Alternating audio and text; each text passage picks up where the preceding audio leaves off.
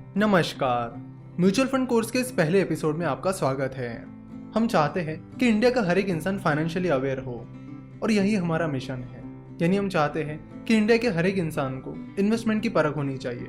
उन्हें इन्वेस्टमेंट के अलग अलग एवेन्यूज़ के बारे में पता होना चाहिए, कहाँ पर कितने रिटर्न्स मिलते हैं, कितने रिस्क होती है, वो चीज़ कैसे काम करती है, इन चीज़ों के बारे में जानकारी होनी चाहिए। यानी हम चाहते हैं कि इंडिया के हर एक शख्स को पता होना चाहिए कि म्यूचुअल फंड कैसे काम करता है, स्टॉक मार्केट कैसे काम करता है, बॉन्ड मार्केट कैसे काम करता है और वो कितने रिटर्न्स देते हैं। यानी गवर्नमेंट बॉन्ड से कितने रिटर्न मिलते हैं, उस पर टैक्सेशन क्या होता है, म्यूचुअल फंड में कितने रिटर्न मिलते हैं, उस पर टैक्सेशन क्या होता है, और स्टॉक मार्केट में कितने रिटर्न्स मिलते हैं और उस पर टैक्सेशन क्या होता है। इंडिया में कई सारे लोगों को इन्फ्लेशन की जानकारी नहीं होती। उन्हें नहीं पता होता कि इन्फ्लेशन रेट क्या चल रहा है, उनके पैसों की वैल्यू कैसे कम होती जा रही है और महंगाई का उनके पैसों पर क्या असर पड़ रहा है। तो इन सारे प्रॉब्लम्स को सॉल्व करने के लिए और लोगों को फाइनेंशियली अवेयर करने के लिए हम कई सारी चीजें कर रहे हैं और ये कोर्सेज भी हमारे इसी मिशन का एक हिस्सा है। चलो तो सबसे पहले देखते हैं कि म्यूचुअल फंड कैसे काम करता है। फंड मतलब लोगों से इकट्ठा किया हुआ पैसा। तो म्यूचुअल फंड एक फंड है जिसमें लोगों से पैसा इकट्ठा किया जाता है और फिर वो पैसा उस म्यूचुअल फंड स्कीम के ऑब्जेक्टिव के अनुसार इन्वेस्ट किया जाता है। हर म्यूचुअल फंड स्कीम का एक ऑब्जेक्टिव होता है। जैसे कि कुछ म्यूचुअल फंड स्कीम्स का ऑब्जेक्टिव होता है कि लार्ज कैप कंपनीज में इन्वेस्ट करना, जो काफी स्टेबल है और जहां पर रिस्क कम है।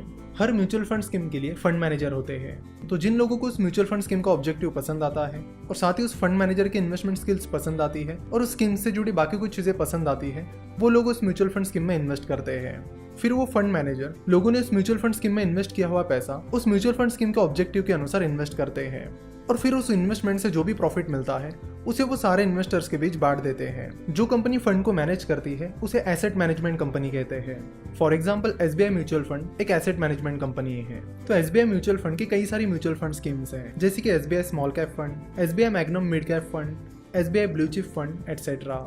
तो इन्वेस्टर्स को जिस किसी म्यूचुअल फंड स्कीम का ऑब्जेक्टिव, उसके फंड मैनेजर की इन्वेस्टमेंट स्किल्स और बाकी चीजें पसंद आती है, वो उस म्यूचुअल फंड स्कीम में इन्वेस्ट करते हैं। For example SBI mutual fund की एक स्कीम है जिसका नाम है SBI ब्लू चिप फंड। चलो तो देखते हैं कि SBI ब्लू चिप फंड का ऑब्जेक्टिव क्या है। किसी भी म्यूचुअल फंड स्कीम का ऑब्जेक्टिव आपको उस म्यूचुअल फंड स्कीम के scheme information document that is SID में मिलता है। SID के बारे में हम आने वाले कुछ एपिसोड में डिटेल में चर्चा करने वाले हैं। तो SBI ब्लू चिप फंड का ऑब्जेक्टिव है to provide investors with opportunities for long-term growth in capital through an active management of investments in a diversified basket of a large cap equity stocks। यानी उनका objective है कि अलग अलग sectors के large cap companies में invest करके investors को लॉन्ग टर्म ग्रोथ अपॉर्चुनिटीज देना। तो जिन लोगों को इस म्यूचुअल फंड स्कीम का ऑब्जेक्टिव सही लगता है, इस म्यूचुअल फंड स्कीम की फंड मैनेजर मिस सोहिनी अंदानी की इन्वेस्टमेंट स्किल्स अच्छी लगती है और बाकी चीजें भी सही लगती है, वो लोग इस म्यूचुअल फंड स्कीम में इन्वेस्ट करेंगे। लोगों का पैसा मैनेज करने के बदले में वो म्यूचुअल फंड कुछ फीस चार्ज करते हैं जिसे मैनेजमेंट फी कहते हैं। म्यूचुअल फंड्स मेनली दो एसेट क्लासेस में इन्वेस्ट करते हैं, डेट और इक्विटी। चलो तो डेट और इक्विटी को डिटेल में समझते हैं। किसी भी कंपनी को जब अपना बिजनेस बड़ा करने के लिए या फिर किसी और वजह से पैसों की जरूरत पड़ती है, तो कंपनी के पास पैसा उठाने के दो तरीके होते हैं, डेट फाइनेंसिंग और इक्विटी फाइनेंसिंग। डेट फाइनेंसिंग का मतलब होता है पैसा कहीं से उधार लेना, जैसे कि बैंक से लोन लेकर पैसा उधार लेना और बाद में इंटरेस्ट के साथ उसे चुकाना, या फिर बॉन्ड्स के जरिए लोगों से पैसा उधार लेना और उसे भी इंटरेस्ट के साथ रिटर्न करना।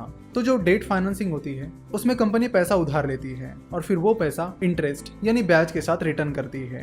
कंपनी लोन लेकर या बॉन्ड्स, डिबेंचर्स और बाकी कई सारे डेट इंस्ट्रूमेंट्स का यूज करके पैसा उधार ले सकती है। वही इक्विटी फाइनेंसिंग में कंपनी की कुछ हिस्सेदारी बेचकर पैसा उठाया जाता है और फिर जिन लोगों से पैसा उठाया जाता है वो कंपनी के शेयर होल्डर यानी भागीदार बन जाते हैं।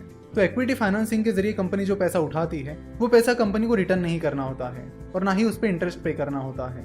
इक्विटी फाइनेंसिंग में कंपनी को पैसा मिल जाता है और जिन लोगों से कंपनी ने पैसा उठाया है उन्हें कंपनी में भागीदारी मिल जाती है।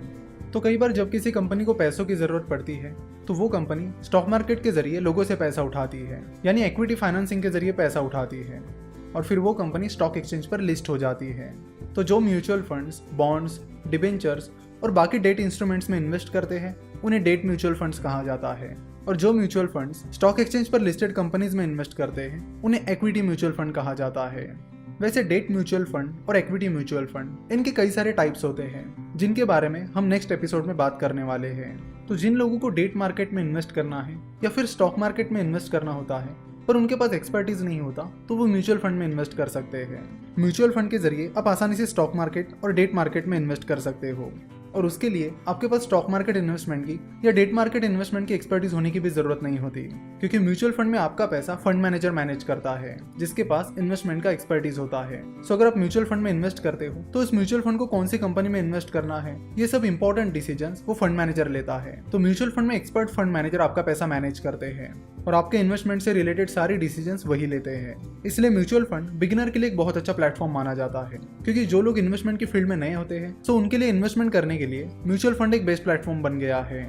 जब आप किसी इक्विटी म्यूचुअल फंड में इन्वेस्ट करते हो तो आपका पैसा स्टॉक एक्सचेंज पर लिस्टेड किसी कंपनी में इन्वेस्ट किया जाएगा, और फिर वो पैसा कौन सी कंपनी में इन्वेस्ट किया जाएगा, उसके लिए क्या एनालिसिस करना होता है, ये सारी चीजें उस म्यूचुअल फंड स्कीम का फंड मैनेजर देख लेता है। जनरली किसी भी म्यूचुअल फंड स्कीम के 1 या 2 फंड मैनेजर्स होते हैं। म्यूचुअल फंड्स ने एक बहुत बड़ी प्रॉब्लम सॉल्व कर दी है, और वो है इन्वेस्टमेंट कॉम्प्लेक्सिटी की। पहले अगर किसी को स्टॉक मार्केट में इन्वेस्ट करना होता था तो उन्हें पहले स्टॉक मार्केट में एक्सपर्टीज हासिल करना होता था, देन बाकी कई सारी चीजों का एनालिसिस करके कंपनीज ढूंढनी पड़ती थी।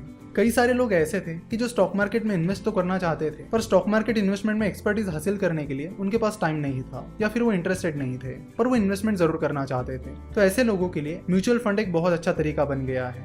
सेम थिंग डेट मार्केट के बारे में भी लागू होती है।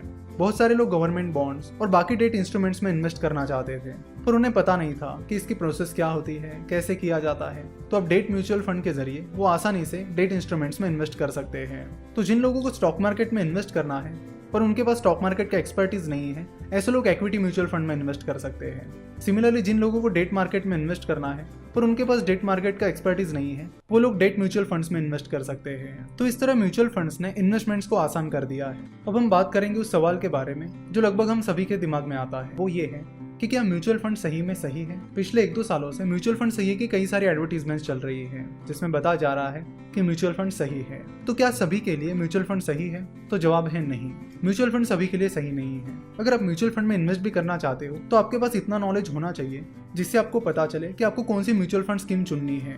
इस कोर्स में आगे हम ये भी सीखने वाले हैं कि किसी पर्टिकुलर म्यूचुअल फंड स्कीम को कैसे चुने। पर जिन लोगों के पास ये नॉलेज है ही नहीं, उन्हें पता ही नहीं है कि म्यूचुअल फंड स्कीम को कैसे चुना जाता है, उनके लिए म्यूचुअल फंड सही नहीं है। वैसे आपको बता दूं कि इंडिया में 2000 से ज्यादा म्यूचुअल फंड स्कीम्स हैं। उनमें से वो म्यूचुअल फंड स्कीम्स चुनना जो आपके रिक्वायरमेंट को सूट कर रही है, ये कोई आसान काम नहीं है। उसके लिए भी आपको एनालिसिस करना होता है म्यूचुअल फंड स्कीम्स का, उनके फंड मैनेजर्स का और उस म्यूचुअल फंड स्कीम की परफॉर्मेंस और स्ट्रेटेजी का। अगर कोई शख्स पिछले कई सालों से एफडी में इन्वेस्ट कर रहा है और वो डायरेक्टली म्यूचुअल फंड में इन्वेस्ट करना स्टार्ट कर देता है, तो उन्हें पहले म्यूचुअल फंड के बारे में समझना होगा कि म्यूचुअल फंड कैसे काम करते हैं, म्यूचुअल फंड स्कीम्स कैसे काम करती है, उन स्कीम्स को कैसे चुना जाता है, एटसेट्रा। अगर वो बस बैंक एफडी की तरह बस रिटर्न देखकर किसी म्यूचुअल फंड स्कीम में इन्वेस्ट करेंगे तो वो म्यूचुअल फंड स्कीम चुनने का सही तरीका नहीं होगा।